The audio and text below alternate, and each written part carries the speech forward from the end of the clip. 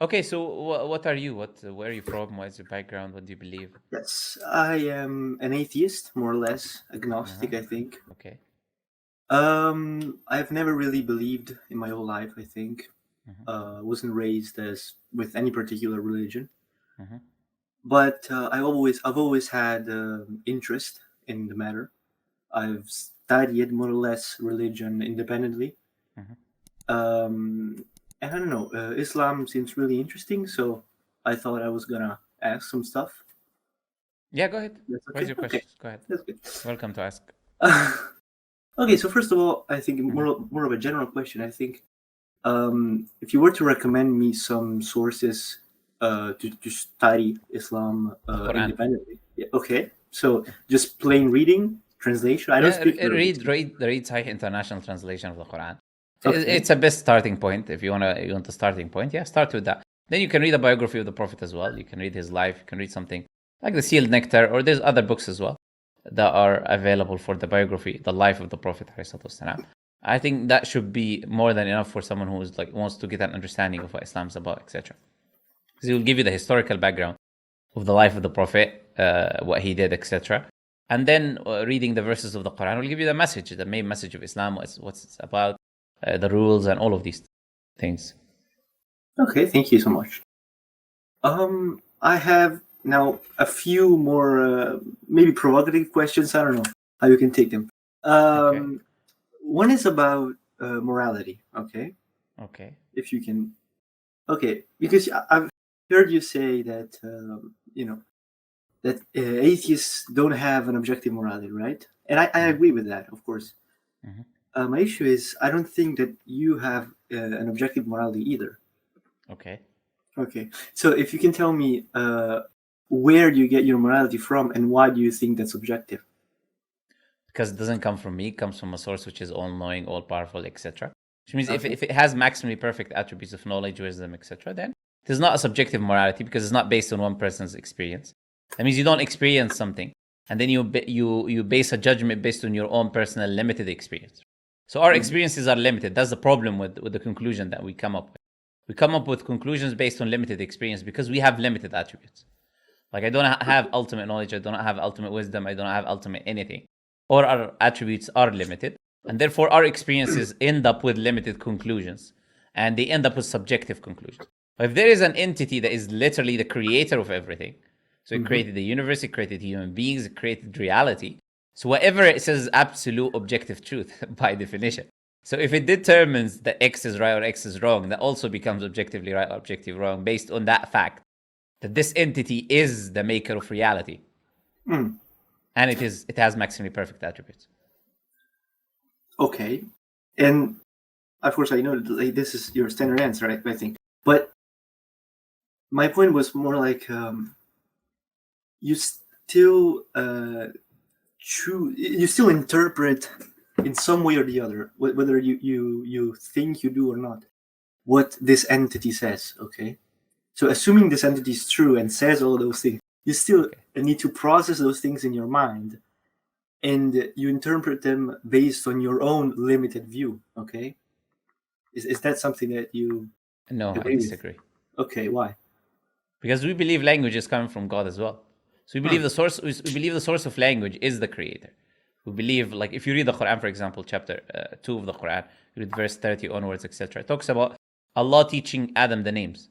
وَعَلَّمَ آدَمَ الْأَسْمَاءَ كُلَّهَا. And he taught Adam all the names of all things. And that is from our belief the language, all the languages, knowledge of Hmm. language. So that is something that you do not you adopt or you take from other entities. It's not something that you come up with yourself. That's why as a baby you pick up language from your mother, your father, pick up words, and then you start formulating these words, and then you start speaking language because you pick it up from external sources. So we believe as Muslims that language comes from God, and Allah uses that language in which we understand the meaning of these words. We take the words as that they're given. Well, not only that Allah sends a prophet and a messenger to show us how do we understand these words. So when Hmm. He sends a prophet and a messenger, and that prophet and a messenger is acting based on divine revelation. So the creator is the one who is directing that prophet or messenger on how to behave. So when he says do this or don't do that, this is how you understand the Quran, this is how you understand these verses. That's our application of the understanding of the Quran. It's based on the prophetic life. And the Quran itself tells you that. That the Prophet is the example for you to understand these words in Revelation. Not your own personal view, like what some Christians or most Christians would do. Everyone reading the Bible in his own understanding, coming up with his own conclusions. There is a difference there. And the Quran says the criteria is this. If you disagree with any Muslim over anything, then you return it to Allah and the Messenger. So you return it to the Quran, the text, and then the understanding of the text through the Messenger. Anything that you disagree on. So you cannot be your own subjective, today I think, you know what, I'm going to pray 3 prayers instead of 5. Or you know what, I'm going to do this, or I'm not going to fast Ramadan this year, because it's too hot, so we're going to change the rules. And we're going to fast it in a cold month. We're going to change the date of Ramadan. That doesn't happen in Islam. Because Islam gives you that rule, is that if you disagree over anything, you return it to the Quran and the Prophet. But you're just recycling someone else's arguments. But I'm going to let you finish anyways. Go ahead. Yeah, sure, of course. I'm not inventing anything. I'm just... I know. Yeah, my issue was more like language is that no matter what language come from, I think it's still pretty obvious that it's ambiguous sometimes. You have like... Have we just answered this part about someone showing you how to understand them? By actual implementation of the teachings, not just telling you, but actual implementation and showing you where the implementation is accurate and not accurate. That's the whole point. Of course, exactly. So there are definitely things that are very clear. Like for instance, you said Ramadan, for instance. I think it's very clear, like how you should implement it. I think is very clear. But that's not really about morality. I think. Because there are some things that you don't that are not covered as well, and that you still need to interpret it. Give me an example. Go ahead. Okay, so for instance, I guess about I remember another conversation you had. So can we stay in our conversation? You give me, give me an example it's kind of hard to that thing that you say. Example, right? Yeah, of course. Well, for instance, okay, let's say that okay, if I remember correctly, you are supposed to help people if it does not cause harm for yourself, right? That is a very vague thing. You have to be more okay. Yeah, it is very vague. Yeah. For instance, let's say that you see someone, your friend maybe, lives in another country. It's a really poor country, okay, and you can pay, I don't know, a very small price, and he will eat for a week, okay, with that money, okay. Okay. You essentially have no, and he's very poor, okay. You essentially have no con by doing that action, okay. And he gets a huge gain from it, right? Okay. I don't know if it's okay. So is that something that's moral? If you do that, that's something that's moral. That there are. I think you already know the answer to that question. That's a very basic question. Okay, yeah. In Islam, anyways, just to make things easier. This is like, okay, to make things easier for you. In Islam, there's 5 types of commands. 5 types of commands in Islam. And I hope you come up with a better example next time, right? But there are 5 types of commands in Islam. First one is complete prohibition, which is what a lot of people call, we call haram, and a lot of people be saying haram, and memeing that word. But this is the absolute prohibition, means you cannot do this, you shouldn't do this. Except under, for example, duress or under absolute necessity where you have no other option. Like, for example, you're going to die out of hunger, so you would have to eat like pig. There's only the only thing available, and you'd eat as much to survive, and you're not happily eating it to enjoy it, but you just want to survive. That's an example. But in all other situations, that is absolutely prohibited, so that is haram. Then we have something else is called makruh. Makruh is something that is the opposite of recommended, which means that if you leave it, God will reward you. But if you do it, he does not consider it a sin. He doesn't punish you for it. Leaving it is good, but doing it is not necessarily a problem. Okay? So, and then we have something in between, which is called mubah, which is something that is allowed. Islam doesn't say do or do not do. For example, like scratching your head. You want to scratch your head today. You want to like move your glasses. These type of basic things. That's the gray area in between, if you want to call it. And then we have mustahab, which is the opposite of makruh, which is something that is recommended. Something that is recommended. If you do, you get rewarded, as the example that you gave. That is something recommended. That if I help that individual, There is a recommended act that I will get rewarded for. But in the same time, if I don't do it, I'm not going to get a sin. Unless that person is going to die or something, and you can save his life. That's a different situation, right? So there is a recommended act to do. And then the last thing is the things that you have to do. Fard, that you must do, like praying 5 times a day, etc.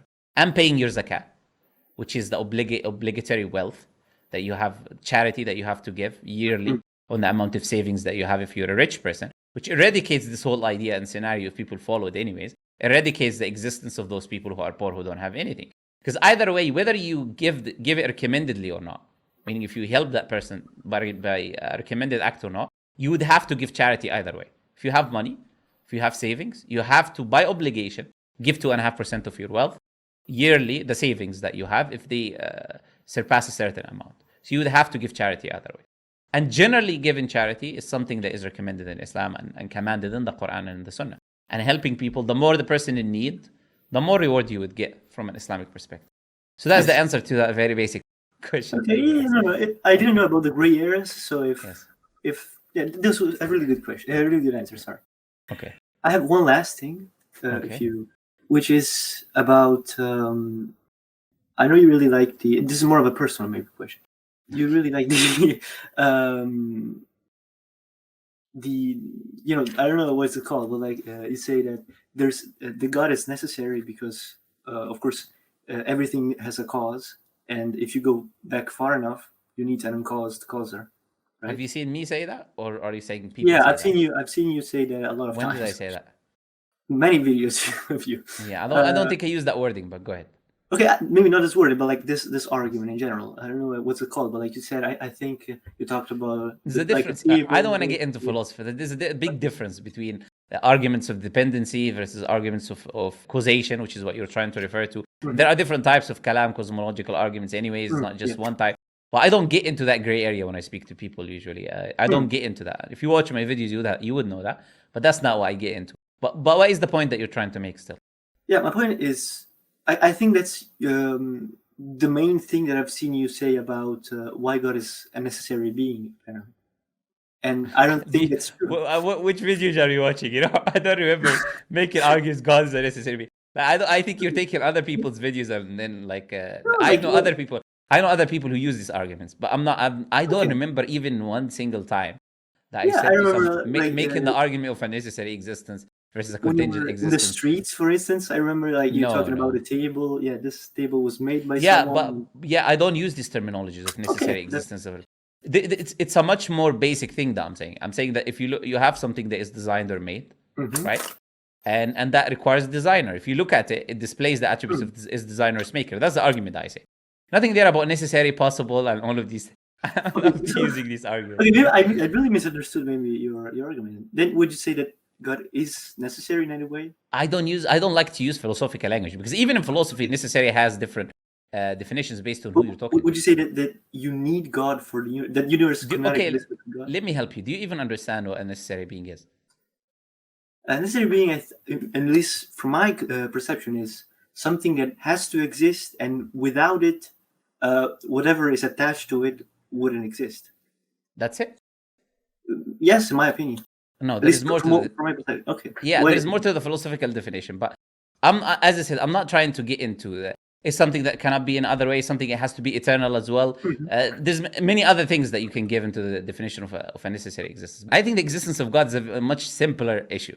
And that's why most of the time you'd see me talking about the existence of God is a reality that human beings are born with. I do not need to prove anything to anyone. Okay. The studies show, and I mentioned that multiple times. Studies show, and I mentioned that multiple times in my videos, that human beings are born innately with the idea or the belief that there is a creator. Yeah, I guess.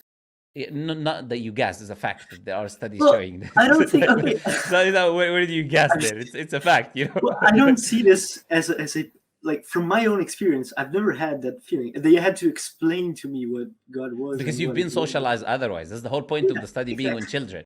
Because the study being in children is against the idea of socialization. Now you've been socialized otherwise. You've lived in a Western society. No one has been teaching you about God. They're teaching you about the opposite, about atheism, and about they never really taught about me anything. Like I never. But that's the whole point. Yeah, not teaching you anything is teaching you atheism, right? It's the whole thing, right? So they teach you about science and how like you have to be like, as science is the god, everything is discovered through science and this and that. They wouldn't say these things directly, but this is the end all be all in what they would be teaching. There's a lot of professors and teachers, etc., that in schools would be explicitly mocking people who believe in God, mocking children from a young age to socialize them against the belief of a creator. That's a very common thing, and especially when you get into like university level and you have professors, if you have these classes to do with religion or philosophy, you'll always be mocking ideas of God, and they will not do it directly, they will do it indirectly, but trying to socialize those kids into being pushed away from the idea of religion, etc. So you saying you don't feel it right now is irrelevant, right? That's why these studies are on children, people who've not yet been socialized into a specific belief. So if we are born already with that belief, I do not need to kind of give reasons for anything. I would say that there is an innate thing that is intuitively we're born with as human beings. If someone does not believe it, then he has been socialized otherwise. He has been taken away from the innate state that human beings are born with. He's not purely natural. So we would like to welcome you into the natural state. We say come back into being fully human. Don't change into other things. Come back into humanity again. If I don't know if I still have time, but this is a little limited at the moment, because like everything that we do, and even God, in my opinion, even if we did have an innate concept of God, which I don't know if I agree with it, but okay, never mind. Let's say that we do. It's not about agreeing or disagreeing. Sure. Let's say we do. Okay. It's like you're not doing it for my sake. There are these studies that I've mentioned them multiple times. Given the sources, it's not, and they're done by atheists. So okay, but go ahead. Yes. Let's say we do. Cannot this be explained by evolution? Just like I don't think even if we do have a feature, okay, let's say we do have, I don't know, we see colors, right? Do colors exist? I don't know, probably not. Okay. You go ahead now, and tell me about evolution. What are the 4 assumptions of evolution? Well, the assumption of evolution is essentially one main pillar of evolution. The 4 main assumptions that evolutions are based upon. Okay, I don't know if there are 4. I know that evolution can work with essentially the more fit individual to the environment will survive, and thus will have a higher chance of natural selection is called natural selection, and that's one of them. So what are the other ones? I don't know what the other ones are. Have you read a book? Have you read Darwin's book? No. Do you know the name of the book? The basic. The Origin of Species? Yes. Have you read The Origin of Species? No, I've never read it. Okay. Can you tell me about genetic drift? Genetic drift. Not really. I've heard. Do you know what punctuated equilibrium means? Nope. So I'm not claiming to be a. No. I'm just showing you. Most of the people in the West are a mirror image of yourself. They believe in something have no clue about. They've not researched. They do not know the basics of. They've not read the basic book about its existence or knowledge, and then they believe it and they accept it to be a fact. And then you would like us to have a discussion on evolution being the reason why we believe in God, when we still have not discussed whether evolution is real or not. What evidence? Sorry. Okay, hold on a second. Okay. Okay. First of all, 2 things, man. One, I never really claimed that God. I have no idea where the concept of God comes from. Okay, I'm not claiming. No, we're talking about evolution. Okay, yeah. So when I say that maybe the concept of God comes from evolution, I'm saying that it could be a possibility. I'm not saying that it is. We don't look at possibilities unless there is evidence to look at them. Unless evolution is true, we do not then see whether the idea of the existence of God could be influenced by that thing which is already true or not. If there is no evidence it's true to begin with, then we do not include it as a possibility to begin with. Okay. Before we move into a completely different subject. So, But what atheists do, honestly, they do, and you can try this, you can try this socialization and brainwashing. Go to your university. If you go to university, I don't know really what you do, but go to university or your basic friends, the people around you that are in their 20s, and just ask them, is evolution a fact? And all of them will say yes. And ask them the basic questions that I was asking you about evolution. And they will all probably give the same answers that you were given. They've been socialized into believing in something that they do not understand. So do you say that to believe in something, you need to understand it fully? I think to believe in something and to be convicted with it, you need to understand at least its basics and the reasoning why you believe. If you believe in something, if you're convicted with something, as people are in the West, convicted with evolution, and they don't know why they are, this is what brainwashing is.